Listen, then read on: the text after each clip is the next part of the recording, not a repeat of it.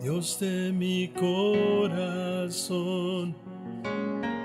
en ti encontré mi salvación. Tu gloria y majestad quiero siempre contemplar. Eres mi adoración y mi eterna canción. Todo mi interior es cautivado por tu amor.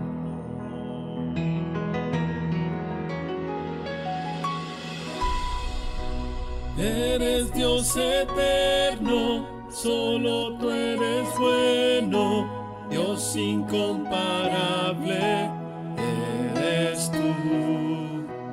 Nunca me separaré de tu gran amor. Eres mi Señor, mi Salvador.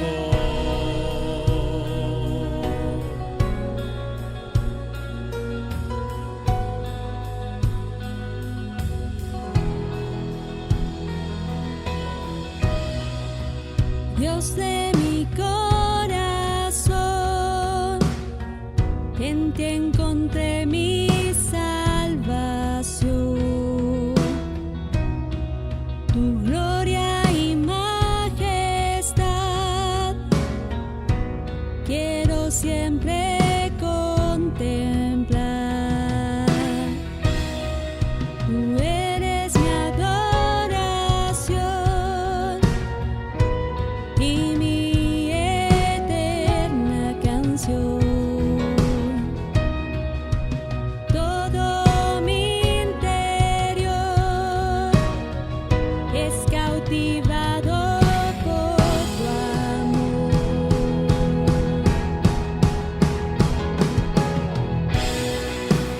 Eres Dios eterno, solo tú eres bueno, Dios incomparable eres tú. Nunca me separaré de tu gran amor. Eres mi Señor, mi Salvador. Eres Dios eterno, solo tú eres bueno, Dios incomparable eres tú. Nunca me separaré de tu gran amor. Eres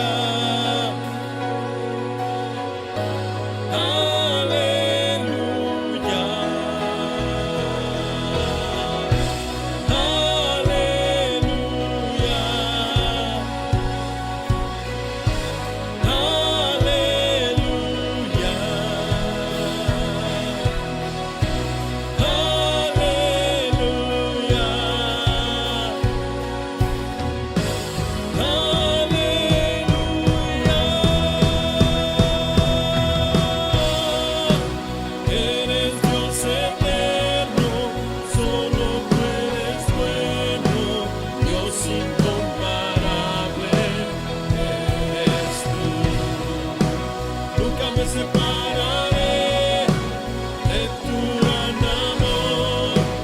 Eres mi Señor, mi Salvador.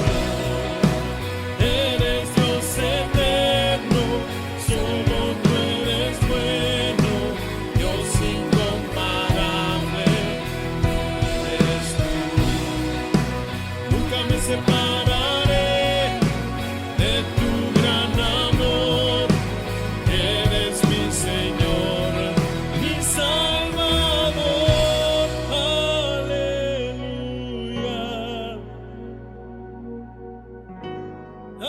Aleluya.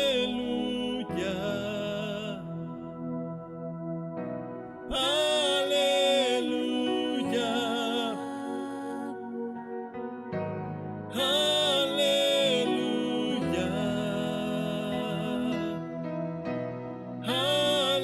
Aleluya.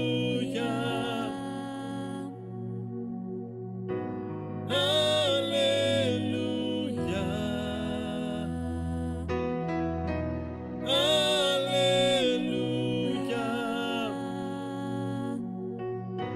Aleluya.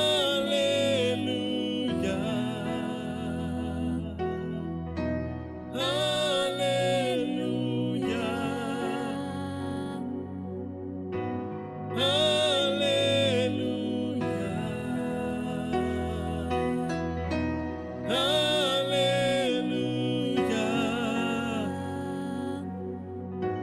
Aleluya.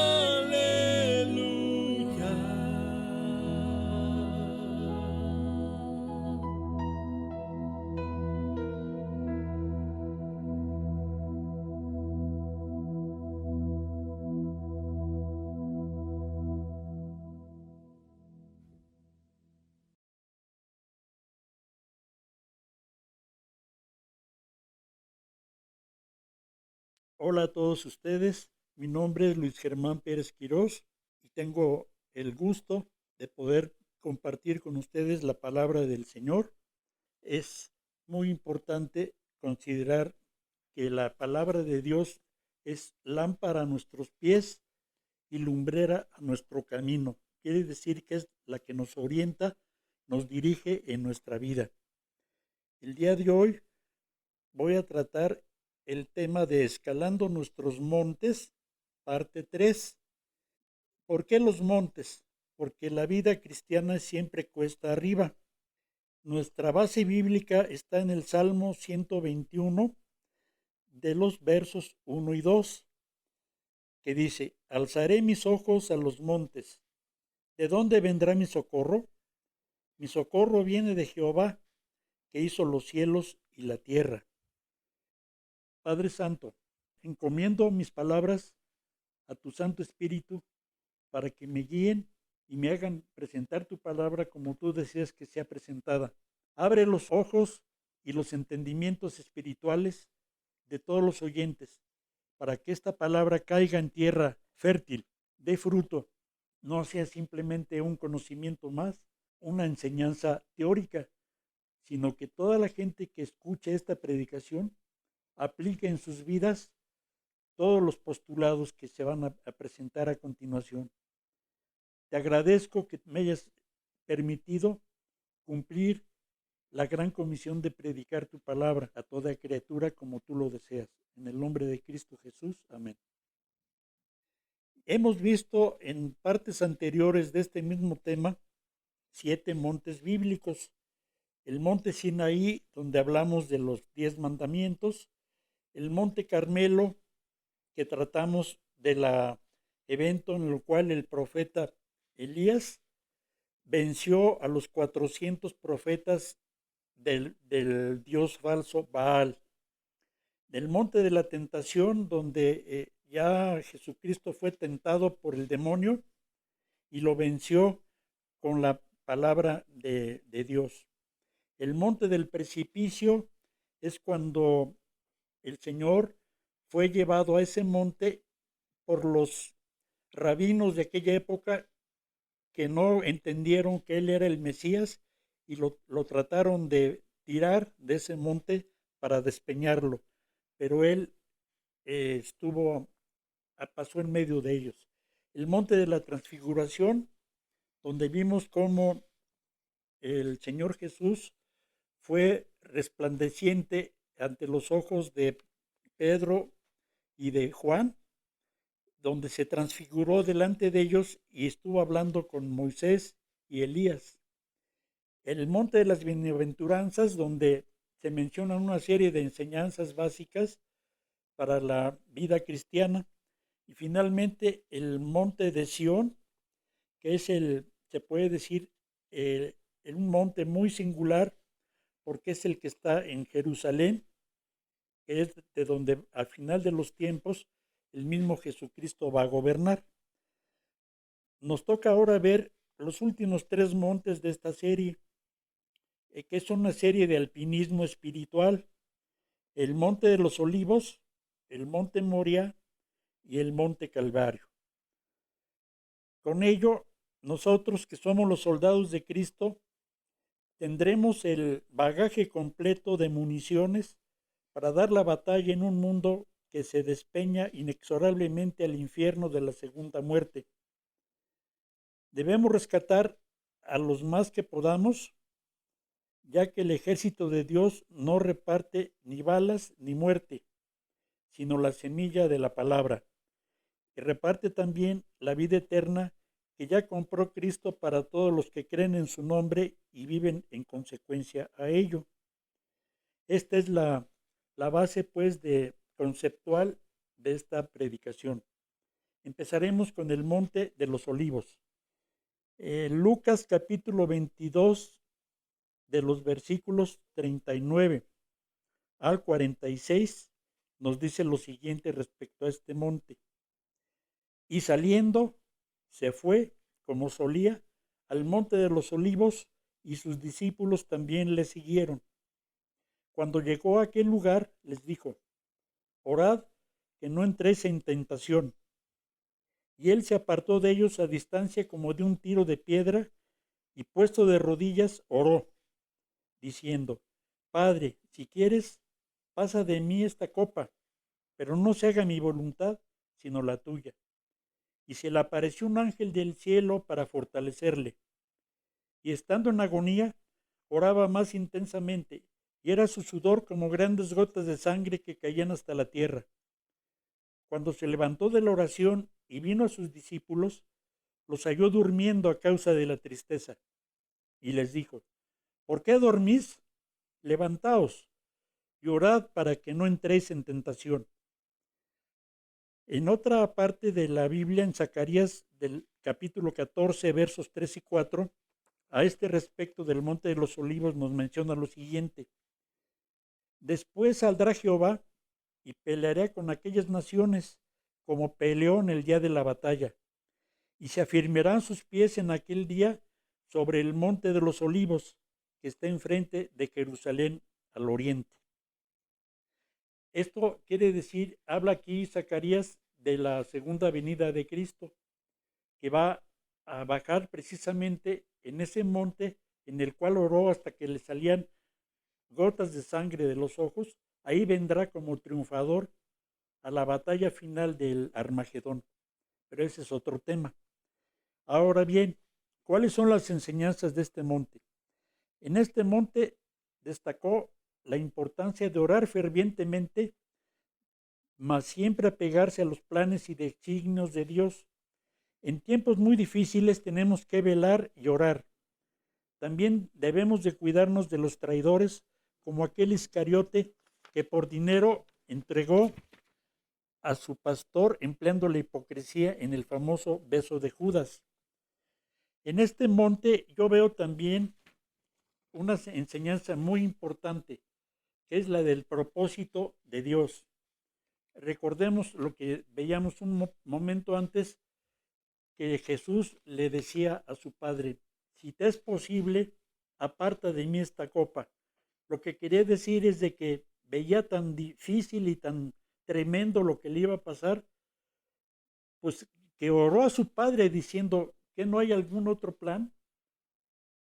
Y la respuesta de Dios Padre fue el silencio. Entonces fue cuando Cristo dijo: hágase tu voluntad y no la mía. Aquí la gran enseñanza es de que Dios siempre se maneja a base de propósitos. El Dios Padre ya tenía un propósito para Jesucristo, salvar a la humanidad a través de su propia muerte de su Hijo. Y ese propósito era inquebrantable. Y Jesucristo lo que hizo fue cumplir el propósito de Dios para su vida. Eso mismo debemos de hacer todos nosotros. Debemos de estar atentos a cuál es nuestro propósito en la vida. Dios se va a encargar de hacernos ver ese propósito. Lo podemos buscar también en la Biblia y encontrarnos nosotros cuál es nuestro propósito en la vida. Si alguno de ustedes no encuentra ese propósito, yo le voy a dar una sugerencia. Lea Mateo 28. Ahí viene un propósito general para todos nosotros, que es que vayamos y prediquemos el Evangelio a toda criatura, haciendo discípulos y bautizándolos en nombre del Padre, del Hijo y del Espíritu Santo. Ese es el propósito base, el propósito genérico. Si usted no encuentra ese propósito en su vida, haga este propósito suyo. Si ya encontró un propósito específico para usted, ser maestro, ser de la alabanza, precursor de iglesias, ser un sostenedor de ministerios, perfecto. Pero de todas maneras, el propósito general tiene que ser cumplido, que es el predicar el Evangelio a toda criatura. Y entonces ya vendrá el fin. Pasemos ahora a las enseñanzas del monte Moriah. En ese monte fue donde Abraham daba a su hijo como ofrenda viva a petición expresa de Dios Padre. Al ver esta obediencia extrema, Dios quedó comprometido a un evento similar, por lo que un cordero apareció de pronto y la voz de un ángel que detenía la mano de Abraham, quien ya estaba dispuesto a degollar a Isaac, con lo que se cancelaría de un tajo la historia de Israel y con ello el linaje del Mesías. Ese mismo cordero apareció siglos después, para una suprema obediencia extrema, al ser inmolado y crucificado para salvación eterna de los creyentes verdaderos en el señorío y la divinidad de Jesucristo. El monte Moriah está delante del monte de Sión. En una de sus laderas está el montículo de la calavera o monte Calvario, donde fue sacrificado el Hijo de Dios. En el centro del monte Moriah, los musulmanes construyeron la cúpula de la roca, a la memoria de su profeta, lo que constituye una evidente afrenta al significado profundo del sacrificio real de Cristo y al sacrificio fallido de Isaac. La principal enseñanza de este monte es la fidelidad de Dios, quien no escatimó a dar a su propio Hijo en rescate de la humanidad arrepentida cuando ella esté sujeta a su Hijo. Debemos ser fieles hasta la muerte si fuese preciso, como lo han hecho cientos de miles, comenzando por los propios apóstoles. Aquí este monte a mí me habla de otro concepto muy importante, que es la fidelidad de Dios. Pero ¿cómo se demuestra la fidelidad de Dios? Se demuestra en que Él cumple sus promesas, siempre cumple sus promesas, tarde que temprano. A veces da la impresión de que se tarda, la realidad es que nunca llega tarde. Entonces debemos de ser también fieles en nuestras promesas a Dios. Él es fiel en sus promesas y en el momento de que le dio ese cordero a Abraham, Él estaba prometiendo que nos iba a dar un cordero, su propio hijo, a toda la humanidad como sacrificio por todos nuestros pecados. Entonces nosotros debemos de lo que prometamos a Dios, cumplámoslo. La Biblia también lo menciona eso en alguna parte que no viene ahorita a cuento, pero debemos ser fieles también a Dios, aunque sabemos que si somos fieles, infieles incluso, Él sigue siendo fiel, pero lo mejor es que seamos siempre fieles como Él es fiel con nosotros. Él cumple sus promesas y nosotros debemos de hacer lo propio. Pasemos entonces al tercer monte, el monte Calvario de la Calavera o Gólgota. El monte Calvario es una ladera rocosa del monte Moriah. delante del monte de Sión, como habíamos visto. En Lucas capítulo 23, del 26 al 32, nos menciona qué pasó en ese monte. Y llevándole, tomaron a cierto Simón de Cirene, que venía del campo, y le pusieron encima la cruz para que la llevase tras Jesús. Y le seguía una gran multitud del pueblo y de mujeres que lloraban y hacían lamentación por él. Pero Jesús, vuelto hacia ellas, les dijo: Hijas de Jerusalén, no lloréis por mí, sino llorad por vosotros mismas y por vuestros hijos. Porque he aquí vendrán días en que dirán: bienaventuradas las estériles, y los vientres que no concibieron, y los pechos que no criaron. Entonces comenzarán a decir a los montes: caed sobre nosotros, y a los collados: cubridnos. Porque si en el árbol verde hacen estas cosas, en el seco, ¿qué no se hará? Llevaban también con él a otros dos, que eran malhechores, para ser muertos. Y cuando llegaron al lugar llamado de la calavera, le crucificaron allí, y a los malhechores, uno a la derecha y otro a la izquierda. Hasta aquí la lectura bíblica. La máxima enseñanza aquí es el inconmensurable amor de Dios por sus hijos. Si bien nadie escogió quién sería su padre biológico, tenemos la atribución de escoger a Dios como nuestro Padre.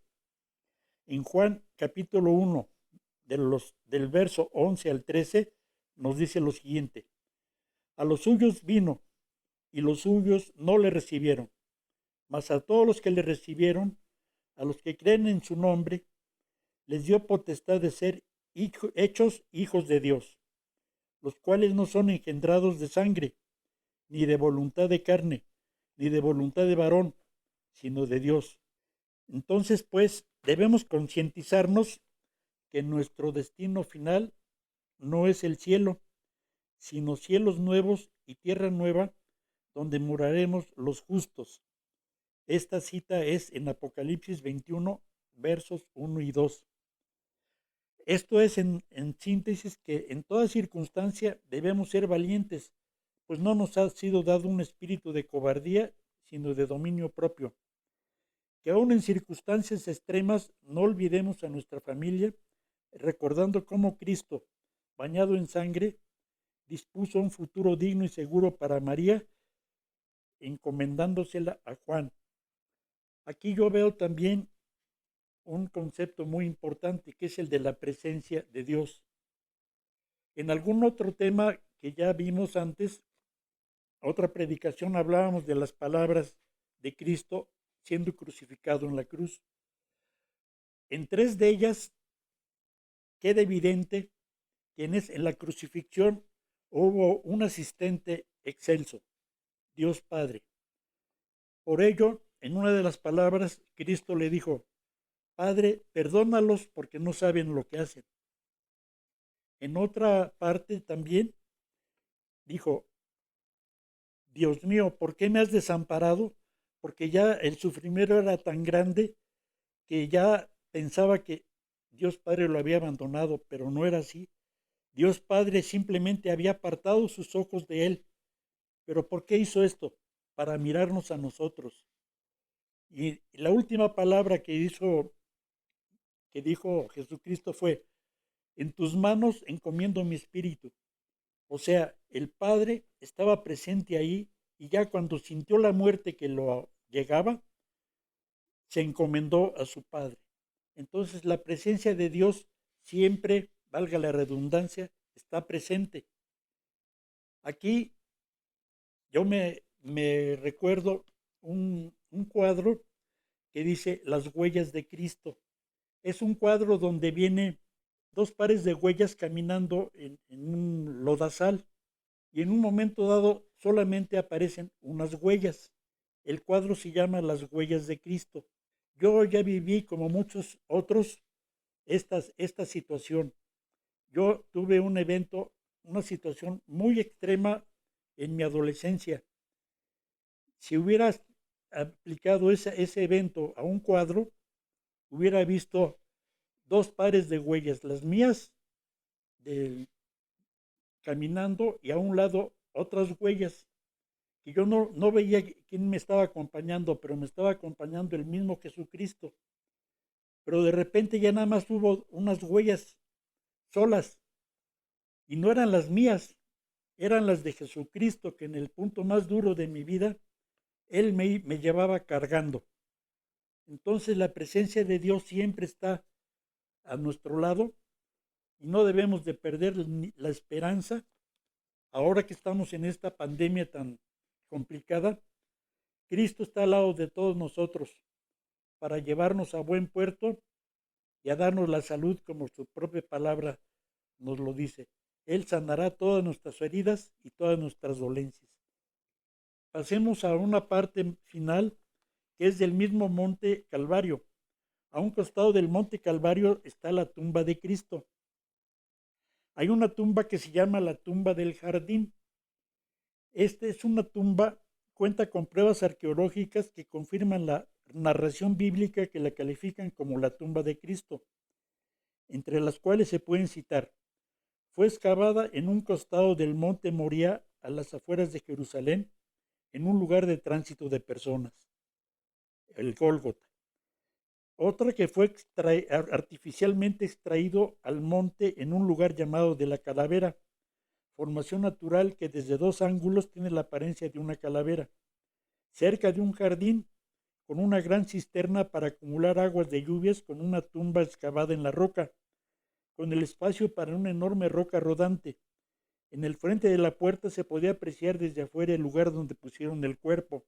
Los últimos capítulos del libro de Juan se habla de que cuando llegaron a ver la tumba, Magdalena fue de la primera en llegar y pensó que se le apareció el propio Jesús y ella pensó que era el hortelano, o sea, el que cuidaba ese jardín, de la tumba del jardín.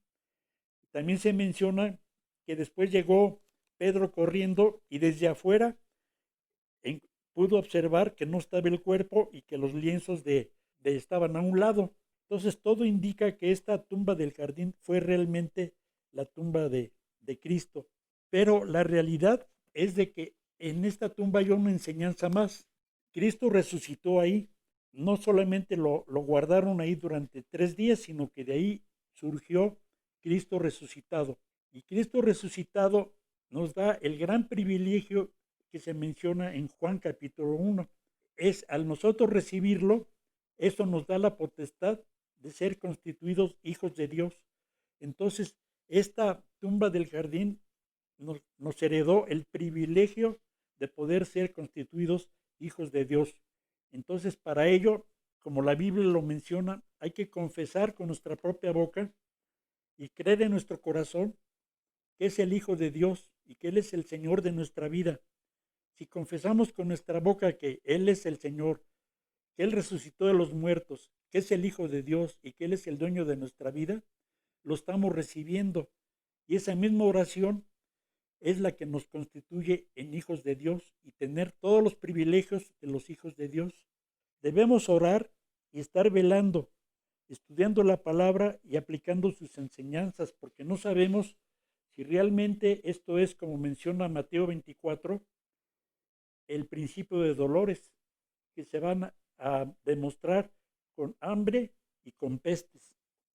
Los montes bíblicos nos dan muchas herramientas de conducta para que cuando llegue ese momento final estemos firmes y miremos no caer, porque nuestra redención final está cada vez más cerca. Acordémonos, Cristo cumple sus promesas, cumple todas las verdades que están en la Biblia. Y en las verdades de la Biblia habla de una gran tribulación, habla de un arrebatamiento de la iglesia. ¿Qué tan cerca estamos de ello? No lo sé, pero la señal está ahí. Así que no seamos como aquellos que profetizó Cristo, que desearían que los montes los cubrieran debido a sus infidelidades y fallas. Antes bien, seamos en ese momento los soldados que en caballos blancos acompañemos al Señor en su segunda venida, para reinar con Él 1000 años y luego habitar la nueva tierra prometida que en el Apocalipsis se muestra como la nueva tierra. Señor Jesús, tú sabes quiénes fueron todos los que están oyendo este material. Tú los conoces, en dónde están, quiénes son, cuáles son sus problemas, de qué carecen, cuáles son sus necesidades. Te pido, Señor, que tú los confortes en estos tiempos difíciles, los guíes por el camino correcto, que tú los lleves a pastos verdes, donde los puedas consolar, donde los puedas abrazar, les puedas dar esperanzas nuevas. Te pido porque todos ellos comprendan que sin ti nada pueden hacer, que si estamos sin Cristo no tenemos absolutamente nada, aunque tengamos dinero, tengamos posesiones, tengamos sabiduría, títulos, todo lo humanamente que se puede considerar como éxito, pero si no tenemos a Jesucristo, todo eso es vano. Nada de ello nos vamos a llevar. Lo único que nos vamos a llevar es todo lo que dimos y lo que obedecimos a tu palabra. Eso es lo que nos vamos a llevar. Te pido por todos ellos que los que tengan problemas de salud sean sanos, que todos los que tengan problemas de no saber qué hacer en la vida, cuál es su papel en la vida, dales un propósito y dales un camino a seguir. Tú eres el camino, tú eres la salud, tú eres la vida y también eres la verdad. También protégelos, que no crean en tanta patraña que anda circulando por el mundo. Vivimos en un mundo lleno de mentiras, en un mundo lleno de patrañas y de sofismas y de errores. Y todo mundo va aparentemente camino recto, pero es camino de muerte. Tú dales un camino de tu verdad, un camino de tu vida y un camino cierto y lleno de esperanza, porque al final de cuentas todo pasará, pero tus palabras nunca pasarán. Es lo único que nos llevamos realmente a tu presencia, tus palabras. En el nombre de Jesús te doy gracias por este día. Amén.